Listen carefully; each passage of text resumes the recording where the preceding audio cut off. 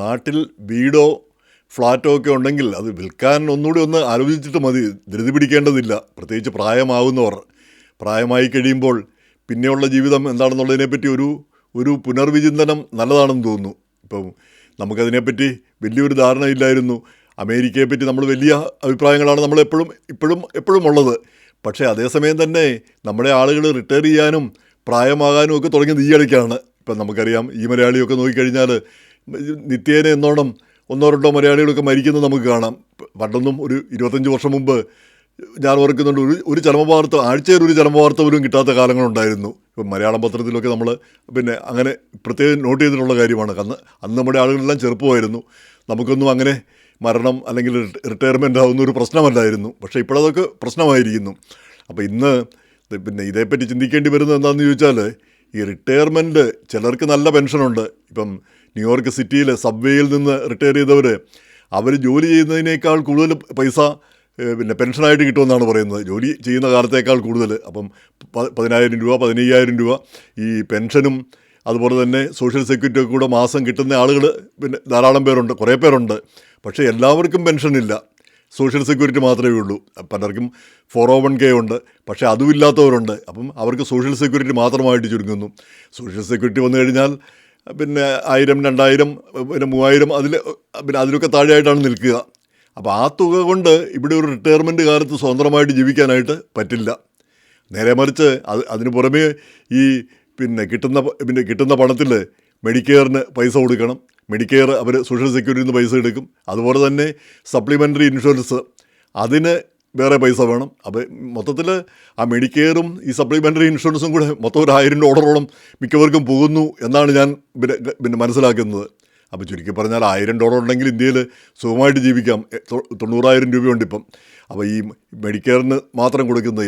എന്നാലോ ഈ മെഡിക്കെയറിന് ഇപ്പം പല നിയന്ത്രണങ്ങളും വന്നിരിക്കുന്നു. മുൻകൂട്ടി ചില സർജറിക്കും ചില ടെസ്റ്റുകൾക്കൊക്കെ മുൻകൂട്ടി അനുവാദം മേടിക്കണം. അതുപോലെ തന്നെ അതിന് കോപ്പേ കൊടുക്കണം. അങ്ങനെ നാനാതരത്തിലുള്ള പ്രശ്നങ്ങൾ വന്നുകൊണ്ടിരിക്കുന്നു. അപ്പോൾ ഇത് സാരമില്ലെന്ന് വെക്കാം. ഇതല്ല പ്രധാനപ്പെട്ട പ്രശ്നം. നമ്മൾ പ്രായമായിട്ട് ഏതെങ്കിലും ഒരു നഴ്സിംഗ് ഹോമിൽ കിടക്കാൻ പോകുന്നു. നമുക്ക് വീട്ടിലിപ്പം പിള്ളേർ പല സ്ഥലങ്ങളിലായിരിക്കും. ഇപ്പോൾ അവർ വന്ന് നമ്മളെ നോക്കണമെന്ന് പറഞ്ഞാൽ എന്താ പറയാനാ? അവരുടെ ജീവിതം കൊണ്ട് നടക്കുമ്പോൾ നമ്മളെ കൂടെ നോക്കണമെന്ന് പറഞ്ഞാൽ ആ ബുദ്ധിമുട്ടൂടെ അവർക്ക് കൊടുത്താൽ എന്തായിരിക്കും സ്ഥിതി? അപ്പോൾ എന്നാൽ പിന്നെ വല്ല നഴ്സിംഗ് ഹോമിൽ പോകാമെന്ന് വെച്ചാൽ അവിടെ ഏറ്റവും കുറഞ്ഞ $3,000-4,000 ആയിരിക്കും ഒരു സാധാരണ നഴ്സിംഗ് ഹോമിൽ കൊടുക്കേണ്ടി വരിക. അപ്പോൾ അത് ചിലർക്കൊന്നും അഫോർഡ് ചെയ്യാൻ പറ്റാതെ വരും.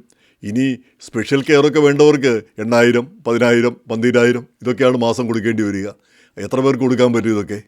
നേരെ മറിച്ച് ഇതേ കാര്യങ്ങളെല്ലാം നമുക്ക് ഇന്ത്യയിൽ പോവുകയാണെങ്കിൽ, അവിടെ ജീവിക്കുകയാണെങ്കിൽ ഇതേ കാര്യങ്ങളൊക്കെ വളരെ ചുരുങ്ങിയ ചിലവിലും നമുക്കിവിടെ കിട്ടുന്ന പണം കൊണ്ട് അവിടെ കുശാലായിട്ട് അവിടെ ജീവിക്കാൻ പറ്റും.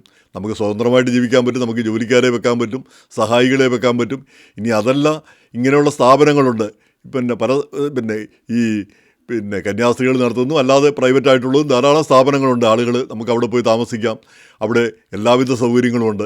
നമ്മളൊരു വീട് പോലെ ഒരു മുറിയും മറ്റ് സൗകര്യങ്ങളും ഭക്ഷണവും കാര്യങ്ങളും എല്ലാം റെഡി. നമ്മൾ അതിന് ആദ്യം കുറച്ച് അഡ്വാൻസ് കൊടുക്കേണ്ടതുണ്ട്. പിന്നെ മാസം തോറും ഒരു പൈസയും കൊടുക്കണം. അത് നമ്മളെ സംബന്ധിച്ചിടത്തോളം ഒരു ചെറിയ തുകയാണ് ഇവിടുത്തെ തുക വെച്ച് നോക്കുമ്പോൾ. നേരെ മറിച്ച് ഇതേ കാര്യങ്ങളൊക്കെ ഇവിടെ ചെയ്യണമെങ്കിൽ അതിന് വലിയ തുകയായി പോകുന്നു. ആളുകൾക്ക് അഫോർഡ് ചെയ്യാൻ പറ്റാത്ത ഒരവസ്ഥ വരുന്നു. നമ്മൾ കുട്ടികൾ നോക്കണം, നമ്മുടെ കാര്യങ്ങളെല്ലാം നോക്കണമെന്നാണ് നമ്മൾ ആഗ്രഹിക്കുന്നത്.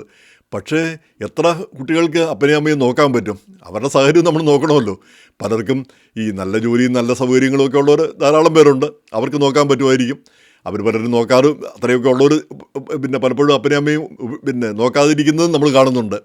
ഇനി ഇതൊന്നുമില്ല, അവരെ നമുക്ക് ബുദ്ധിമുട്ടിക്കാനാവില്ല. കാരണം നമ്മുടെ ഇന്ത്യയിൽ പറയുന്നതാണ്, ഈ മക്കളെ വളർത്തുന്ന ഒരു ഇൻഷുറൻസ് പോലെയാണ്. ഭാവിയിൽ നമുക്ക് വല്ല നേട്ടവും കിട്ടുമെന്ന് കരുതി. നമുക്കിപ്പം ഭാവിയിൽ അവരെക്കൊണ്ട് നേട്ടമുണ്ടാവേണ്ടതില്ല. കാരണം മിക്കവർക്കും ഈ സോഷ്യൽ സെക്യൂരിറ്റി അതുപോലെയുള്ള മറ്റ് വരുമാനങ്ങളൊക്കെ ഉണ്ട്. അപ്പം പ്രശ്നമില്ല. പക്ഷേ ഇവിടെ തുടരുമ്പോഴാണ് നമുക്ക് ഈ ബുദ്ധിമുട്ട്. ഇവിടുത്തെ സാഹചര്യത്തിനനുസരിച്ച് ഈ തുക കൊണ്ടൊന്നും നമുക്ക് മുന്നോട്ട് പോകാൻ പറ്റത്തില്ല. ഒരാളുടെ സോഷ്യൽ സെക്യൂരിറ്റിയോ അല്ലെങ്കിൽ ചുരുങ്ങിയ വരുമാനങ്ങളുണ്ടോ മുന്നോട്ട് പോകാനാവില്ല. നാട്ടിലാണെങ്കിൽ അത് വലിയ ഈസിയായിട്ട് നമുക്ക് ചെയ്യാൻ പറ്റുന്ന കാര്യമാണ്. അപ്പോൾ ഈ ഇൻഷുറൻസൊക്കെ നമ്മൾ എടുക്കുമ്പം നമ്മൾ വിചാരിക്കും എല്ലാ കാര്യങ്ങളും കവർ ചെയ്യുമെന്ന്. ഇന്നിപ്പം ഈ മലയാളി തന്നെ ആ കോറസൺ മറീസ് എഴുതിയ ലേഖനമുണ്ട്. അതായത് ആ ഡോസൺ ക്രീക്ക് എന്ന് പറഞ്ഞാൽ അതിൽ അഭിനയിച്ച അഭിനേതാവ് അയാൾക്ക് ഈ പിന്നെ കോളോറെക്ടൽ ക്യാൻസർ വന്നു. അപ്പം ചികിത്സിക്കാനുള്ള മരുന്നിന് ഉള്ള സമ്പാദ്യം മുഴുവൻ ആ ചികിത്സയ്ക്ക് വേണ്ടി അങ്ങ് പോയി. പിന്നെ ജീവിക്കാൻ വഴിയില്ലാതായി. പിന്നെ ഗോഫണ്ട് മീ വഴി പണം പിന്നെ സമാഹരിച്ച് ഏതാണ്ട് 2 മില്യൺ കിട്ടി. അത് വലിയൊരു കാര്യം തന്നെ. എത്ര പേർക്ക് അത് കിട്ടും? അപ്പോൾ ചുരുക്കി പറഞ്ഞാൽ ഈ ഇൻഷുറൻസ് അല്ലെ മറ്റു സൗകര്യങ്ങളൊക്കെ ഉണ്ടെന്ന് പറഞ്ഞാൽ കൂടി ഇത് ഈ സാധാരണക്കാർക്ക് ഇതൊക്കെ വളരെ ബുദ്ധിമുട്ടുള്ളൊരു കാര്യമാണ്. ഇത് വലിയ പണക്കാർക്ക് ഇതൊന്നും ഒരു പ്രശ്നമല്ല. പിന്നെ തീരെ ഒന്നുമില്ലാത്തവർക്കും പ്രശ്നമില്ല. മെഡിക്കെയ്ഡും മറ്റു സർക്കാർ സംവിധാനങ്ങൾ കിട്ടും. ഇടത്തരക്കാർക്ക് ഇതെല്ലാം പ്രശ്നമാണ് താനും.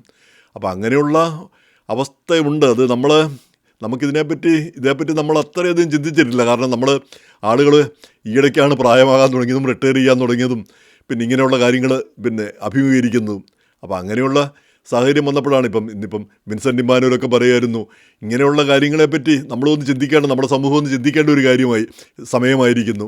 നമ്മൾ ഭാവിയിൽ റിട്ടയർ ചെയ്ത ശേഷം എത്ര കാലം ഇവിടെ താമസിക്കും, എത്ര കാലത്തിന് ശേഷം നമ്മളിവിടെ വിട്ട് പോകാനായിട്ട് നമുക്ക് താല്പര്യം കാണും. ഇപ്പം ഇവിടുത്തെ ഈ തണുപ്പിലും ബുദ്ധിമുട്ടിലുമൊക്കെ കഴിയേണ്ട കാര്യമൊന്നുമില്ല. നാട്ടിൽ പോയാലും പിന്നെ അവിടെ സൗകര്യമായിട്ട് ജീവിക്കുക. അതേസമയം തന്നെ നമ്മുടെ കുഞ്ഞുങ്ങളും പിന്നെ എല്ലാം ഇവിടെയാണെങ്കിൽ പിന്നെ അവരെ വിട്ടു പോകുക എന്നുള്ളത് എളുപ്പമുള്ള കാര്യമല്ല. അതേസമയം തന്നെ അവർക്ക് നമ്മളൊരു ഭാരമാവുകയും ചെയ്യരുത്. അപ്പോൾ കുഞ്ഞുങ്ങളോട് സ്നേഹമുണ്ടെങ്കിൽ അവർക്ക് നമ്മളൊരു ഭാരമാകരുത്.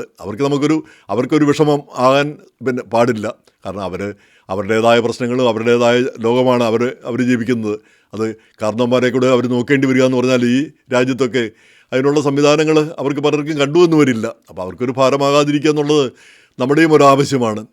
അപ്പോഴാണ് ഈ നാട്ടിലെ സ്വത്തുമൊക്കെ മുഴുവൻ വിറ്റ് പിന്നെ വിൽക്കേണ്ടതില്ല. കുറച്ച് എന്തെങ്കിലും ഒരു കയ്യിൽ ഉള്ളത് നല്ലത് തന്നെയാണ്.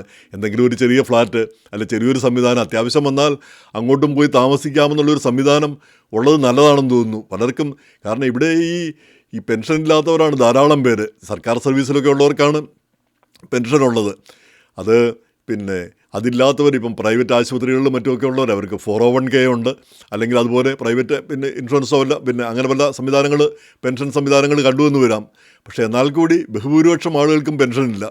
പിന്നെ സോഷ്യൽ സെക്യൂരിറ്റി മാത്രമാണ്. പിന്നെ കുറച്ച് സമ്പാദ്യമോ അല്ലെങ്കിൽ അങ്ങനെയുള്ള കാര്യങ്ങളും. അപ്പോൾ അങ്ങനെയുള്ളവർ ദീർഘകാലം ജീവിച്ചു പോകുമ്പം മറ്റുള്ളവർക്കൊരു ഭാരമാകാതിരിക്കുക എന്നുള്ളതാണ് നമ്മളൊക്കെ എല്ലാവരും ആഗ്രഹിക്കുന്ന കാര്യം. അപ്പോൾ ആ നാട്ടിലെ ഒരു സെറ്റപ്പ് നമ്മൾ തീരെ ഉപേക്ഷിച്ച് കളയേണ്ടതില്ല. നാട്ടിലിപ്പം കൊട്ടാരങ്ങളൊക്കെ പണിത് അത് വിൽക്കാനായിട്ട് ആളുകൾ പെടാപ്പാട് പെടുന്നു. ഇങ്ങനെ പിന്നെ അത് വാങ്ങാനാണില്ല. നമ്മൾ ഒരുപാട് പൈസ മുടക്കി അതിനുള്ള യാതൊരു റിട്ടേൺസും കിട്ടുന്നില്ല. അങ്ങനെയുള്ള ഒരു സ്ഥിതി നമ്മൾ കാണുന്നുണ്ട്. അതേസമയം അതൊക്കെ വിട്ടുകളയുക അങ്ങനെയുള്ള കാര്യങ്ങൾ. പക്ഷേ നമ്മുടെ കൈപ്പിടിയിൽ ഒതുങ്ങുന്ന നമുക്ക് ആവശ്യം വന്നാൽ ഉപകരിക്കത്തക്ക ചെറിയ സംവിധാനങ്ങളൊക്കെ നമ്മുടെ കയ്യിൽ ഉണ്ടായിരിക്കണം. അവ നമ്മൾ പിന്നെ നഷ്ടപ്പെടുത്തേണ്ട ഒരു കാര്യവുമില്ല. കാരണം ഇവിടുത്തെ സ്ഥിതി ഇതാണ്.